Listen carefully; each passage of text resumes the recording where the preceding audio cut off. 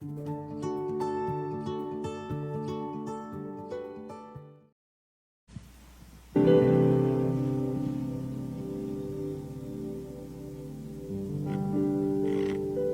con nuestra lectura bíblica, hermanos, allí en el Nuevo Testamento, en San Marcos capítulo 7, del versículo 1 al 23. Le vamos a dar lectura en forma alternada, por favor.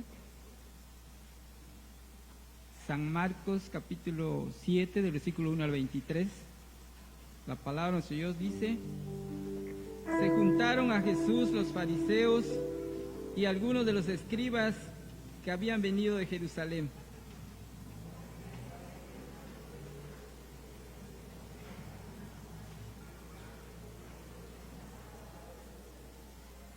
Porque los fariseos y todos los judíos, aferrándose a la tradición de los ancianos, si muchas veces no se lavan las manos, no comen.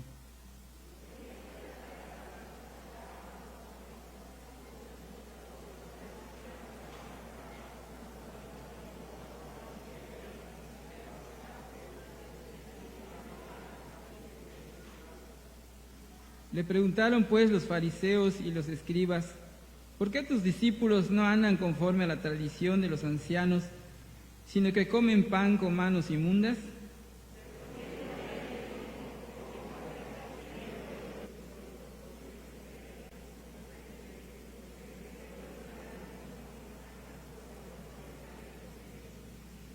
Pues en vano me honran, enseñando como doctrinas mandamientos de hombres.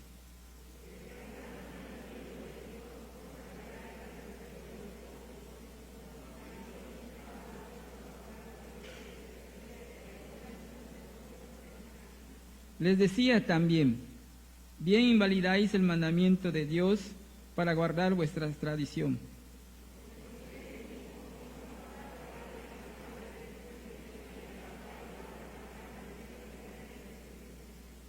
Pero vosotros decís: basta que diga un hombre al padre o a la madre, es corbán, que quiere decir mi ofrenda a Dios, todo aquello con que pudiera ayudarte.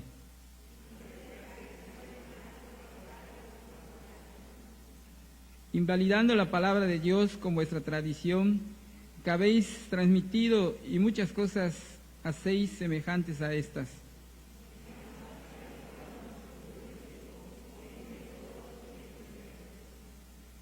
Nada hay fuera del hombre que entre en él que le pueda contaminar, pero lo que sale de él, eso es lo que contamina al hombre. Cuando se alejó de la multitud y entró en casa, le preguntaron sus discípulos sobre la parábola.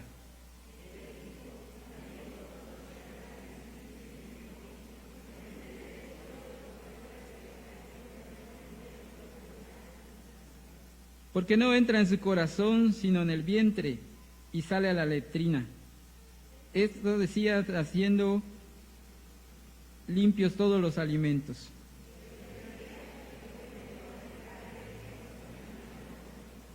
Porque de dentro del corazón de los hombres salen los malos pensamientos, los adulterios, las fornicaciones, los homicidios.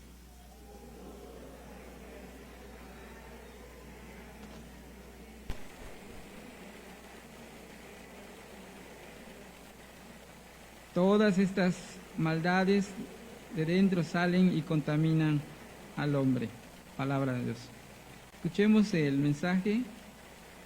Se titula Cuidemos nuestro corazón, a cargo de la anciana iglesia Marco Valverde.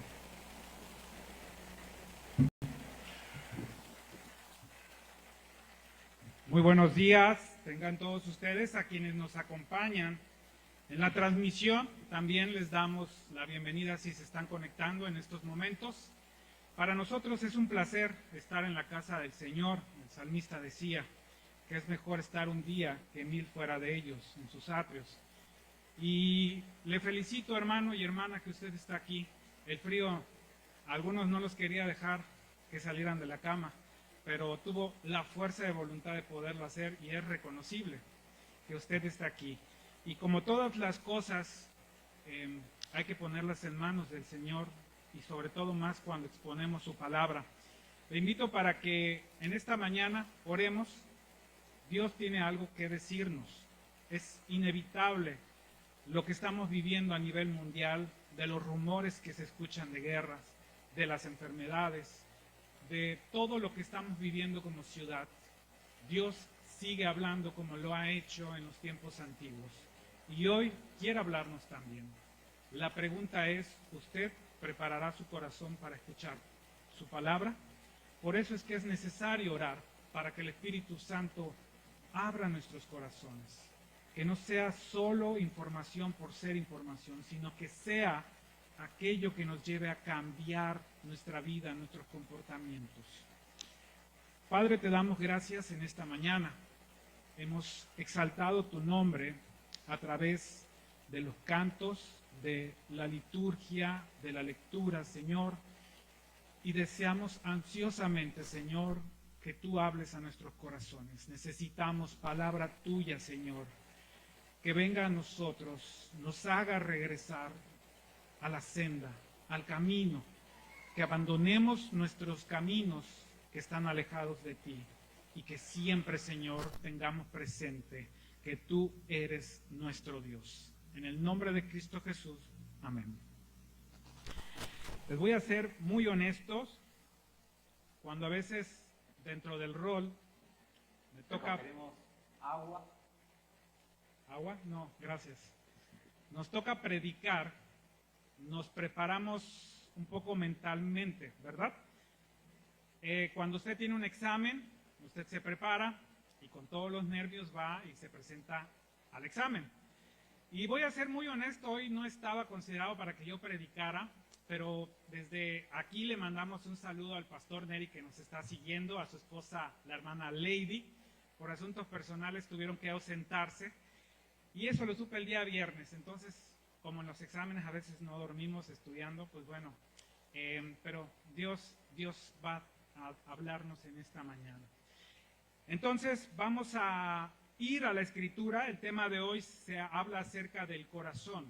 Para la cultura judía el corazón era muy importante. De hecho, cuando usted va al Antiguo Testamento, la mayoría de los profetas hablan sobre servir a Dios de corazón. Más que el hecho de que nuestras fuerzas humanas, físicas, económicas estén a disposición del reino, la importancia que le daban los profetas en el Antiguo Testamento es a rendir nuestros corazones en cuerpo y alma en adoración a ese Dios único y verdadero. Y no era cualquier Dios, era el Dios que se había manifestado a través de diversas pruebas durante el desierto, delante de los egipcios cuando los sacó de esclavitud. De tal manera que siempre la exhortación a través de hombres que levantó era a servirle de corazón. Por eso la única adoración que él recibe, que él acepta, es aquella que proviene de un corazón agradecido y también de un corazón dispuesto a obedecer.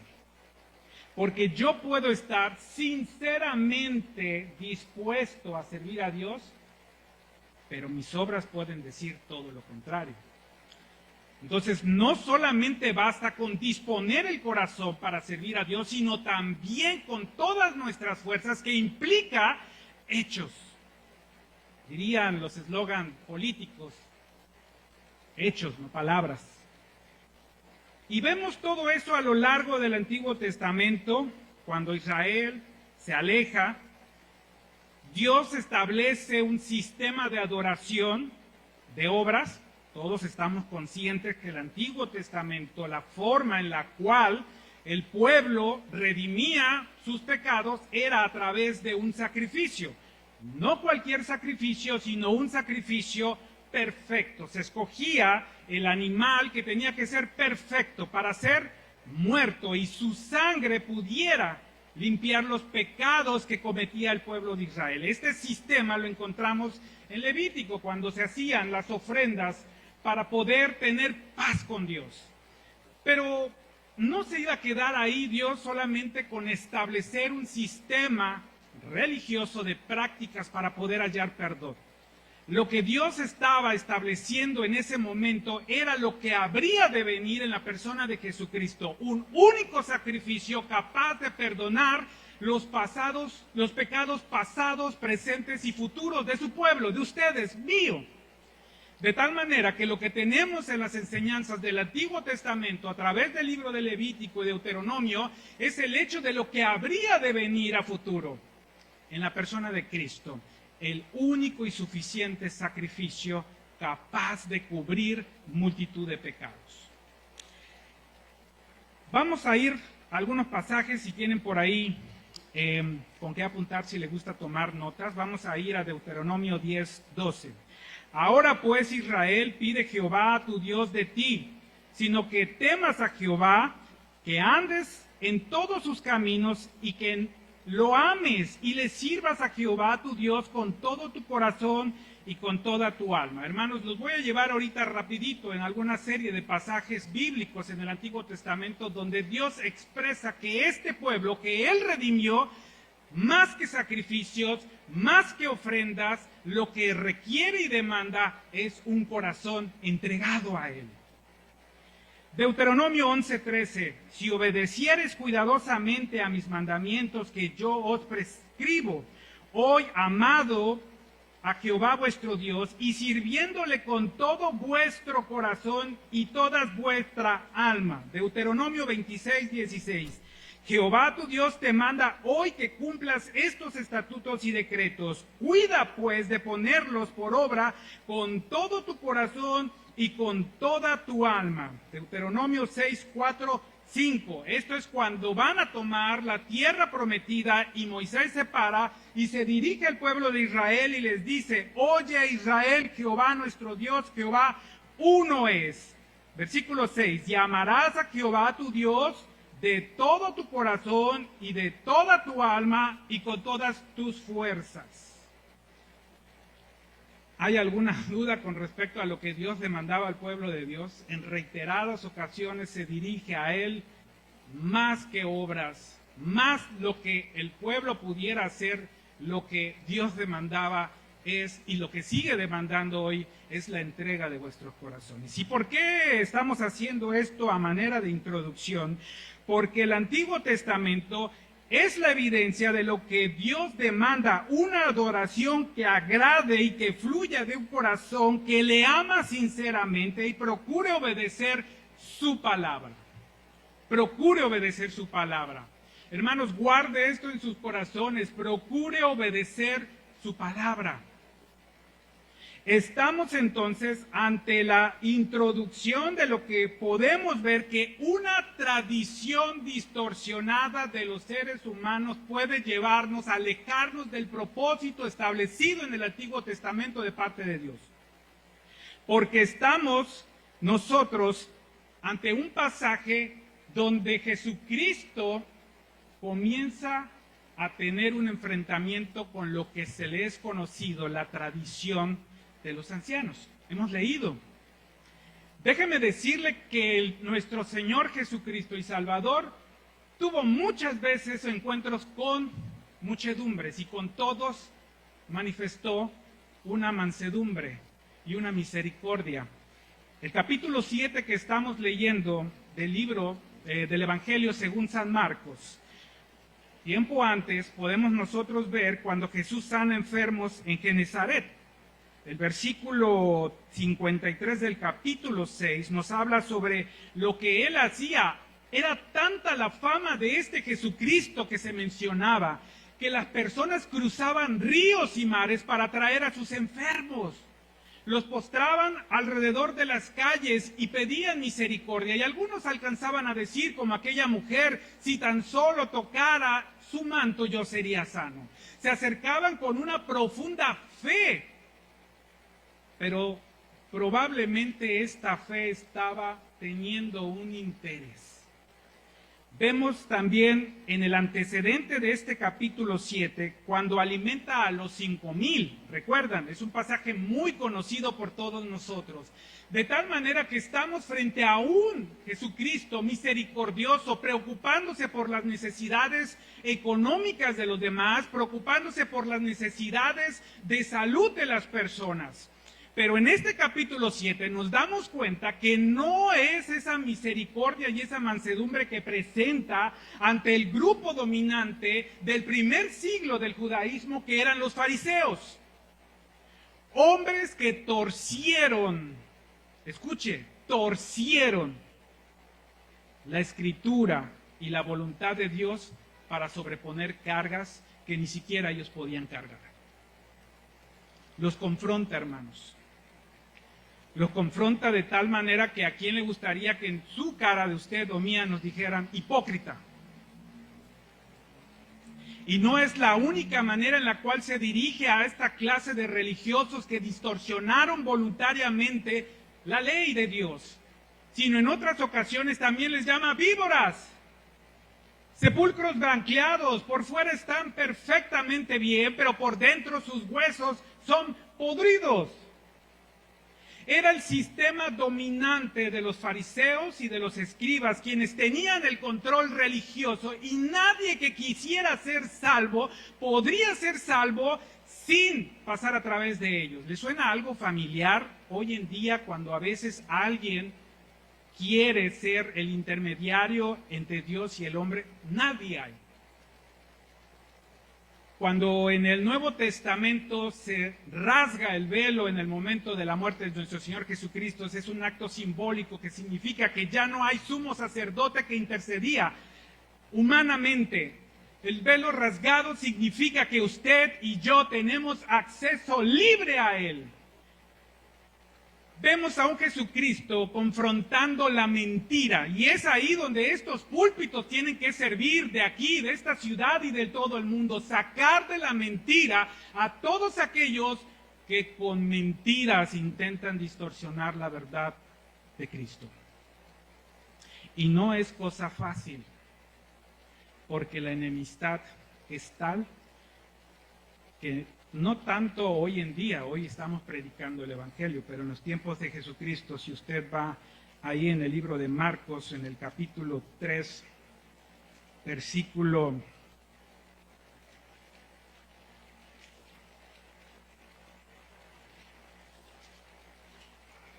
6. ¿Recuerdan la historia cuando en el día de reposo, recuerdan? Un día de reposo para la cultura judía es, no se puede hacer absolutamente nada. Y estaba un hombre con una mano seca. Y los judíos, fariseos, escribas, observaban a Jesucristo con la finalidad de que, obviamente, matarlo. Jesucristo vino a hacer temblar las bases de un sistema religioso que por años y siglos funcionó. Y fíjese lo que dice el versículo 36, cuando Jesucristo sana a este hombre en un día de reposo. Dice, y salidos los fariseos tomaron consejo con los herodianos contra él. ¿Para qué? Para aplaudirle, para reconocer que había sanado a un hombre que necesitaba ser sano, inclusive en un día prohibido para los judíos como el día de reposo. No, lo que intentaban era destruirle, matarlo. Jesucristo no solamente vino a cambiar el transcurso de la historia y tu vida y la mía y la eternidad de cada uno de ustedes, vino a desenmascarar, a desarticular un sistema que estaba imperando en el primer siglo del judaísmo, que era muy popular y que decía que las obras eran necesarias para poder llegar a la salvación. ¿Recuerdan cuando el fariseo se juntó al lado de un gentil, de un publicano, y decía, yo diezmo más, yo oro más, yo ayuno más, jactándose de que son los ordenamientos que ellos mismos establecieron lo que hacía que una persona pudiera ser salva? Y tenemos en los primeros versículos del capítulo 7 algo que nos puede dar a entender de qué es lo que acontecía en ese momento. Estoy hablando cuestiones judías que no nos competen a nosotros, no somos judíos. Pero lo que quiero que usted y yo entendamos esta noche, que lo mismo que acontecía es lo mismo que estamos haciendo ahora. Un conjunto de prácticas cotidianas que podemos estar haciendo en este momento, hoy, en este minuto, pero nuestros corazones pueden estar alejados de Dios. Porque usted está aquí religiosamente como los domingos. Cuando digo religiosamente me refiero a un sistema ordenado, sistemático. Como yo le puedo preguntar a algunos de ustedes, ¿qué hace cuando se despierta? Bueno, religiosamente lo primero que hago es orar o ir al baño. Usted puede estar aquí, pero su corazón puede estar lejos, completamente lejos. Primer versículo, se juntaron a Jesús los fariseos y algunos de los escribas que habían venido de Jerusalén. Jerusalén era la capital del imperio de la nación de Israel. Era la capital religiosa. Ahí se encontraba el templo, ¿verdad?, de Salomón, y también estaba el Sanedrín, donde gobernaba esta clase de personas, fariseos y escribas. Déjeme decirle algo. Este pueblo judío se encontraba bajo el dominio romano, pero había un arreglo político en que los asuntos religiosos, los romanos se lo concedieron a los judíos. O sea, les dijeron, todo lo que competa con su Dios y sus prácticas y sus religiones, ustedes arréglenlo, no vienen conmigo. Por eso es que compadece primero Jesucristo ante las autoridades religiosas. Y después, cuando se trata de un asunto de muerte que los judíos no podían determinar, por eso se lo llevan a Herodes. Así es como funcionaba el sistema político de entonces. Jerusalén, la capital de Israel, era y contenía el clero religioso más poderoso. Es muy probable, porque aquí Jesucristo está en Galilea, es muy probable que por solicitud de los fariseos y escribas de Galilea mandan a llamar a la plana mayor, que es la más estudiosa, la más preparada, para confrontar a Jesucristo. Porque sus planes eran erradicar esta amenaza que estaba por derrumbar el sistema político-religioso de ese entonces. Por eso es que dice, se juntaron a Jesús los fariseos y algunos escribas que habían venido exclusivamente para confrontar a este Jesucristo. Los cuales, viendo, versículo 2, a algunos de los discípulos de Jesús comer pan con manos inmundas, esto es, no lavadas, los condenaban. Porque los fariseos y todos los judíos, aferrándose a la tradición de los ancianos, sí, muchas veces no se lavaban las manos. ¿Qué hacían? No comían. Y ahorita vamos a ver por qué esta carga impositiva de lavarse las manos. Versículo 4. Y volviendo de las plazas, o sea, si salían, no se lavaban y no comen. Si no se lavaban las manos, no comen. Y otras muchas cosas hay que tomaron para guardar, como los lavamientos de los vasos, de beber, de los jarros, y todos los vasos y los jarros, y de los utensilios de metal y de los lechos. Les he traído un video, porque esto es historia, y la historia a veces implica costumbres, donde los judíos practican y siguen practicando todavía este lavamiento. Porque ellos consideraban, de hecho el Talmud, que es literatura judía, no es bíblica, pero es literatura, dice que para los judíos el hecho de haber agarrado algo inmundo y comer y llevárselo a la boca, contaminaba el interior, que de hecho eso es lo que trata esta historia. ¿Me pueden ayudar a proyectarlo? Me dicen que a lo mejor no se nota la imagen, pero vamos a hacer lo posible porque se nota. Es corto. Gracias. A una canilla que tenga agua corriente. Recogeremos agua en un utensilio que tenga una manija o dos. Y con ese agua tiraremos 3 veces sobre cada una de nuestras manos. Cuando tiremos el primer chorro de agua, nuestra mano tendrá impurezas. Ese agua estará en contacto con ellas. El segundo chorro de agua limpiará ese primer chorro de agua que tenía impurezas y dejará listas nuestras manos para recibir el tercer chorro de agua que nos permitirá realizar la bendición. Siguen practicándolo en su cultura. ¿Qué quiero decir con esto? Que para ellos, en aquel entonces, el no lavarse las manos, que es lo que están condenando, porque vinieron a condenar. Si usted lee los primeros versículos, dice que condenaban lo que hacían los discípulos de Jesucristo. Y la respuesta que el Señor Jesucristo da no es una respuesta a su duda, aunque les responde. Lo que hace es condenarlos. Y los condena de tal manera que les dice: hipócritas. Bien profetizó de vosotros Isaías, versículo 6, como está escrito: este pueblo de labios me honra, mas su corazón está lejos de mí. Pues en vano me honra enseñando como doctrinas mandamientos de hombre. ¿De dónde salen todas estas enseñanzas que estamos viendo en la Escritura, que podemos ir a investigar en literatura y la podemos encontrar? Recuerdan que en una ocasión, inclusive me tocó predicar ese tema, cuando Nehemías piden al pueblo que traigan los libros, y como era una multitud, se paraba el escriba, leía, y dice Nehemías 8:8, le daba sentido a la escritura que se estaba leyendo. Bueno, imagínense por 700 años ese sentido. Es como un teléfono descompuesto. ¿Me explico? ¿Han jugado alguna vez usted teléfono descompuesto?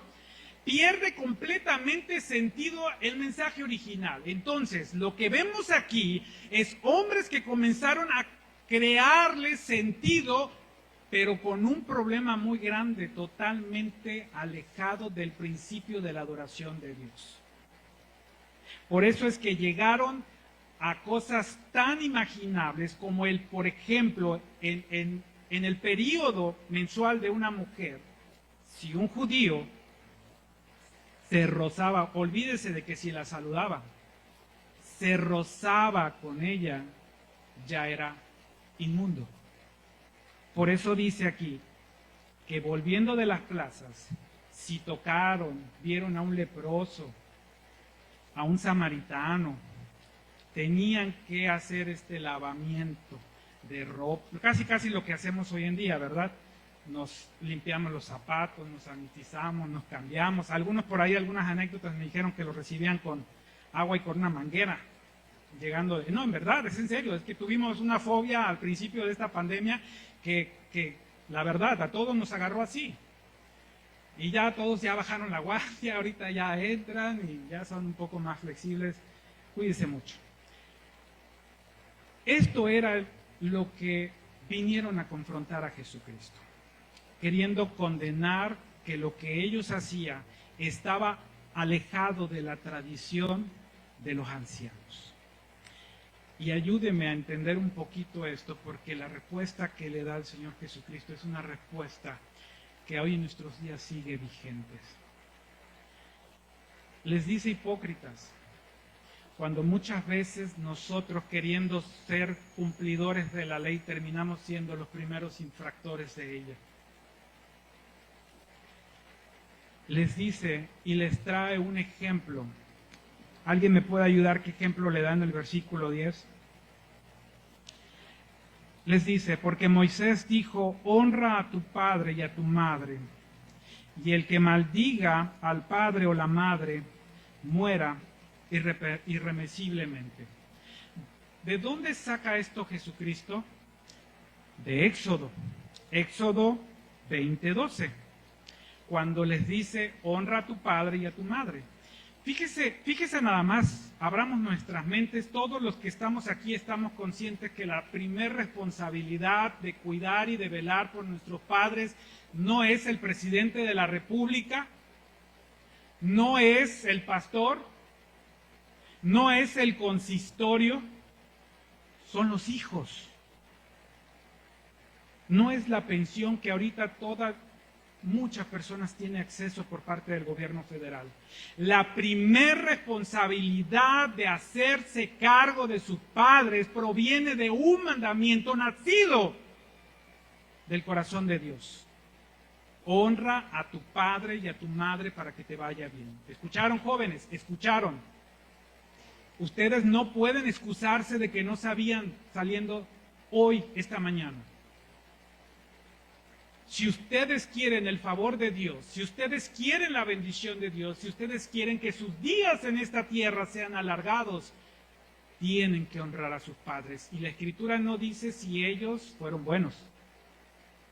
La Escritura no dice hónralos si te dieron domingo, hónralos si te dieron educación, hónralos si te compraron el Xbox. Lo que la Escritura dice es que los honres, punto. Ellos serán juzgados, al igual que tú y que yo y que todos nosotros, por nuestras obras. Pero el mandamiento que Jesucristo está poniendo aquí frente a los escribas y fariseos es porque estaba sucediendo algo grave. Y la historia nos lo sigue relatando. Pero vosotros, versículo 11, decís, basta que diga un nombre al padre o a la madre. Es corbán, que quiere decir mi ofrenda a Dios, todo aquello con que pudiere ayudarte, y no le dejáis hacer más por su padre o su madre, invalidando, versículo 13, invalidando la obra de Dios con vuestra tradición que habéis transmitido, y muchas de las cosas hacéis semejantes a ella. Le explico rápido. Había antes, como hay ahora, hijos desobligados. Entonces, cuando venía el padre a querer solicitar ayuda a su hijo, había una triquiñuela legal. Me volteo de este lado porque aquí tenemos un abogado que se ha convertido, ¿verdad? Una triquiñuela legal que si yo tenía una propiedad que me daba un usufructo siendo judío y que con ese usufructo yo podía ayudar a mi padre y a mi madre, había una ley de estos hombres que decía, decláralo corbán para que se entienda que ha sido consagrado para Dios y todos los beneficios que origine la renta de ese predio local, lo que tú quieras, estás justificado de no ayudar a tu familia. Me recuerda un poco, corramos nuestra imaginación. ¿Se acuerdan cuando jugábamos de niños, si es que jugaron alguna vez eso de encantados, y encantabas a todo mundo y nadie podía moverse? Pues algo similar, aquí encantaban todo, pero para no ayudar, con el permiso, con la venia, con el visto bueno de estos hombres. Pero que eso sí, lávense las manos porque si no son inmundos. Olvidándose que la raíz de todo precepto bíblico está el amor. ¿Recuerdan cuando se acercaron a Jesucristo y le dijeron, si pudiéramos resumir toda la ley y todo esto, ¿en qué podríamos decir de todo?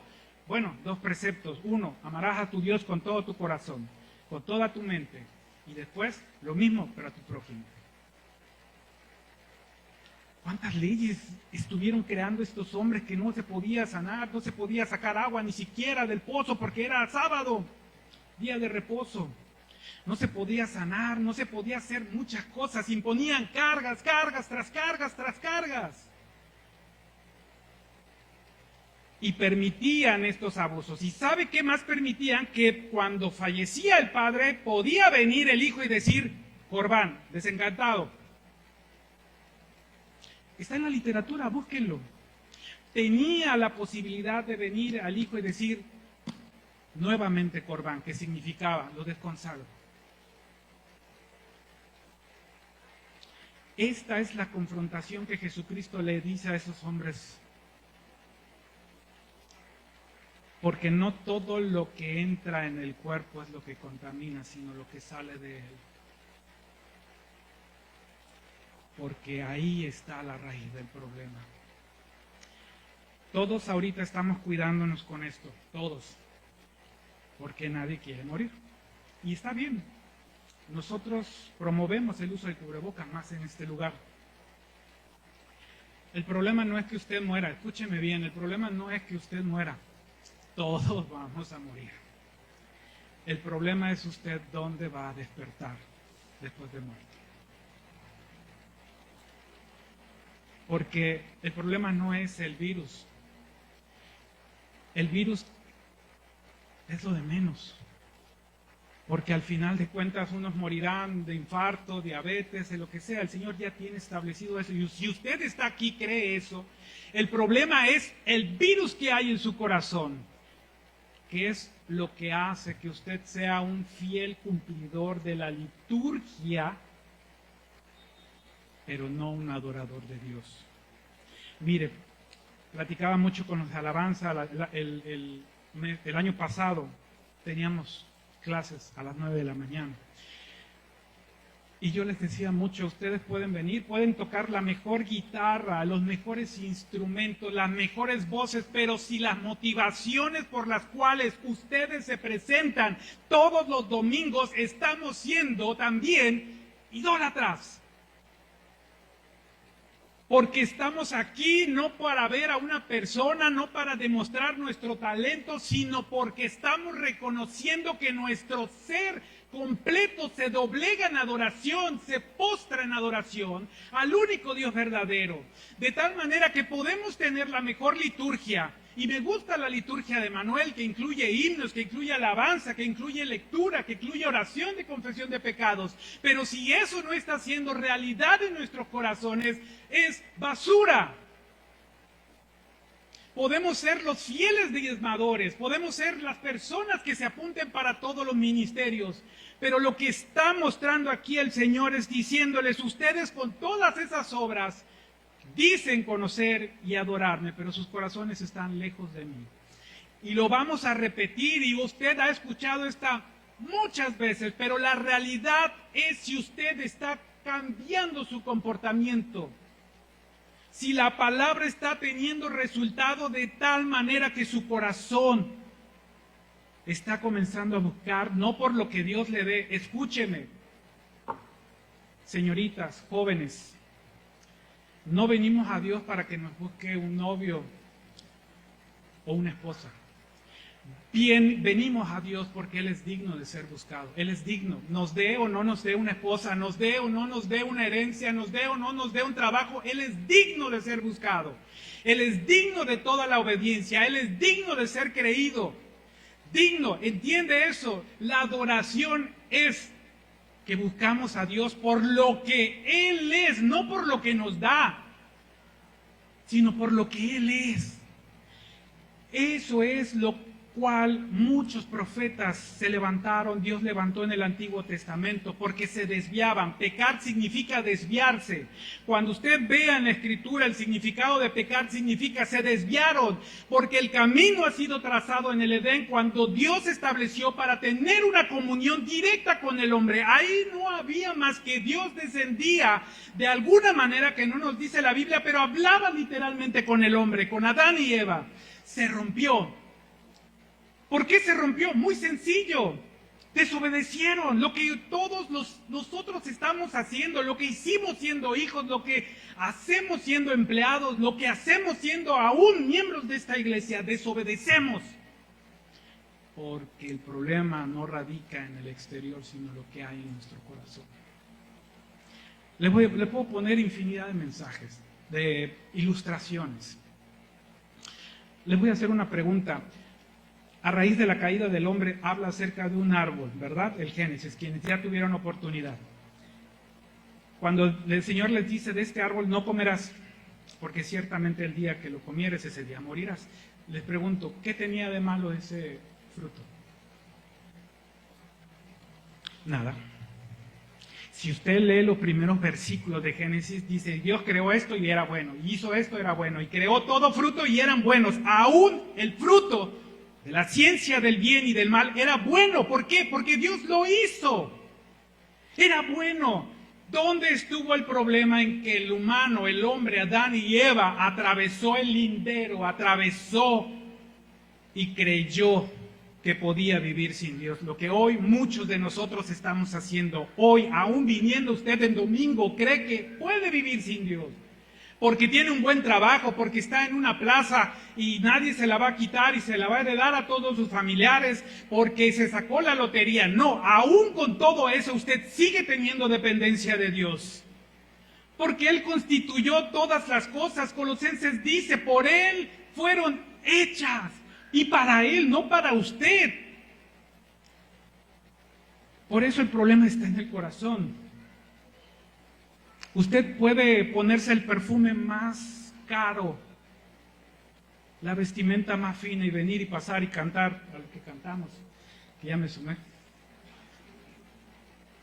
Pero si nuestro corazón hay una pizquita, hermano, de querer vanagloriarnos por lo que Dios nos ha dado, echamos a perder todo. Se pudrió nuestra alabanza. Se pudrió. ¿Entienden por qué es delicado limpiar nuestro corazón? Porque de él emana la vida. ¿Está usted de acuerdo? Emana la vida.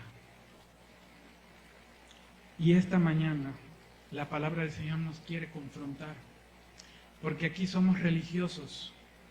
Al venir, cumplir, diezmar, ofrendar, pero salimos y nuestra vida demuestra que no hay Dios. No hay Dios.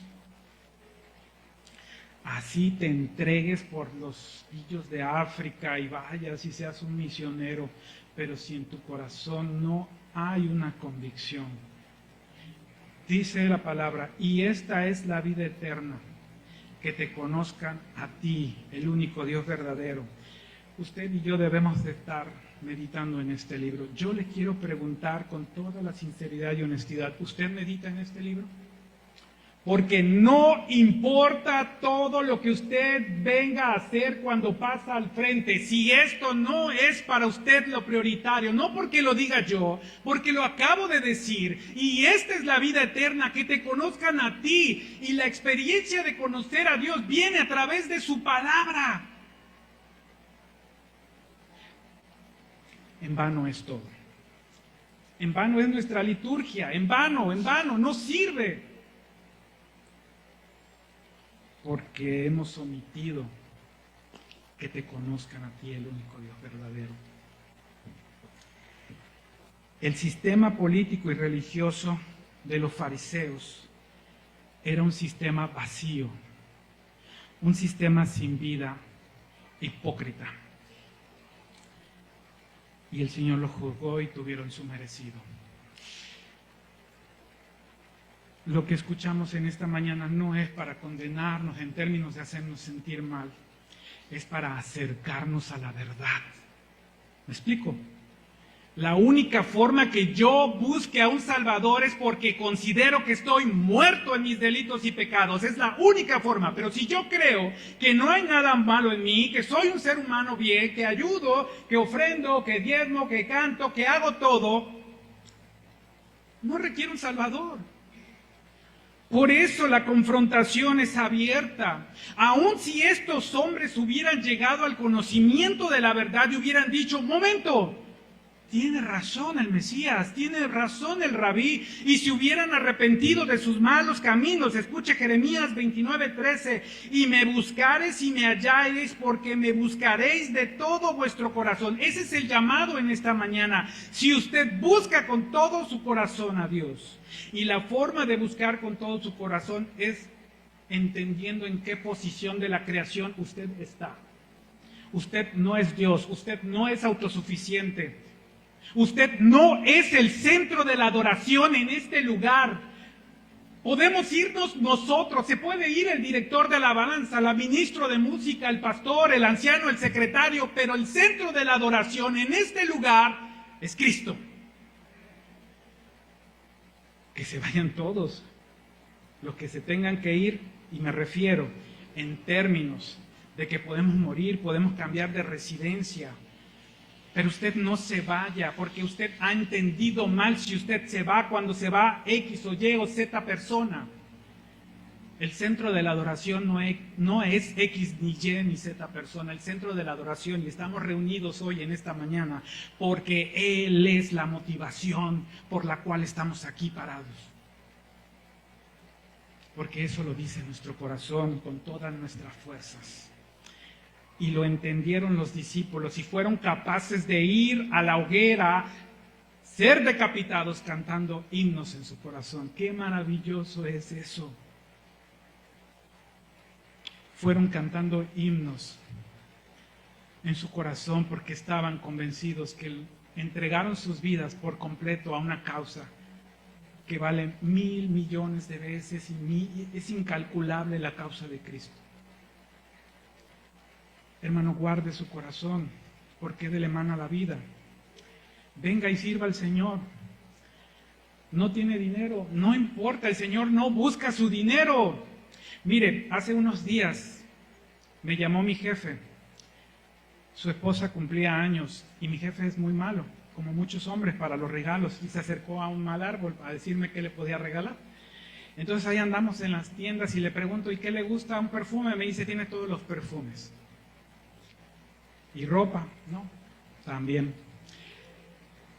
Nos las vimos un poco apretadas. Imagínese si usted le invita al cumpleaños Carlos Slim, es su amigo. ¿Qué le puede regalar a Carlos Slim? ¿Verdad? Yates tiene, aviones tiene. Tiene chef. Es más, es probable que Carlos Slim lleve su propio chef y su avión para seguridad de que nadie lo vaya a envenenar. Imagínense por un momento que estamos hablando del que constituyó las estrellas, el que hizo los planetas, que con el poder de su boca hizo la vida. ¿Qué espera de usted? ¿Que traiga dinero? Espera su corazón, porque no hay nada que Él no tenga. Él conoce cuántas estrellas son, conoce el nombre de cada una de ellas. No hay nada material que podamos traerle a Dios más que nuestros corazones, es lo único que podemos darle. Y aún así el hombre es tan egoísta que ni siquiera eso puede entregar. Yo deseo con todo el corazón lo que Él ha hecho en mi vida y haga en la suya. Entender que esta vida es corta, vamos a morir, pero dice el estribillo, si vivimos es para Él y si morimos es para Él. De tal manera, como dice Pablo, todo lo demás es basura. Entreguemos nuestras vidas, guardemos nuestro corazón y a Él sea la gloria por los siglos de los siglos, porque Él es el único que merece recibir toda adoración en esta vida y en la venidera. Que el Señor les bendiga. Buenos días.